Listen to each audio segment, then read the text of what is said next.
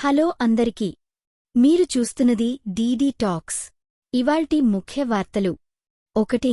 దేశంలో ద్రవ్యోల్బణం 8 ఏళ్ల కనిష్ట స్థాయికి పడిపోయింది.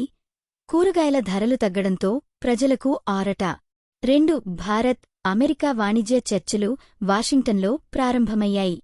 3. భారీ వర్షాల హెచ్చరిక ఆంధ్ర, తెలంగాణ, తమిళనాడు, కేరళ, కర్ణాటక రాష్ట్రాల్లో అక్టోబర్ 18 వరకు వర్షాలు. 4. ఈ నెలలో ₹5 బిలియన్ విలువైనలు మార్కెట్లోకి రానున్నాయి. 5. విదేశాంగ శాఖ BLS ఇంటర్నేషనల్పై నిషేధం విధించడంతో కంపెనీ షేర్ 18% క్షీణించింది. 6. ఆస్ట్రాహైన్ 2025 సైనిక వ్యాయామం ఆస్ట్రేలియాలోని పెర్త్లో ప్రారంభమైంది. 7. భారత్లో తొలిసారి ధాన్యాల నుంచే ఎక్కువ ఎథనాల్ ఉత్పత్తి. 8.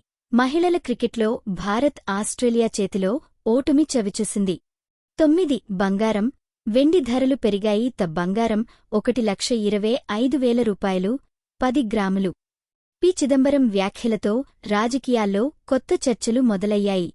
ఇవి నేటి కరెంట్ అఫైర్స్.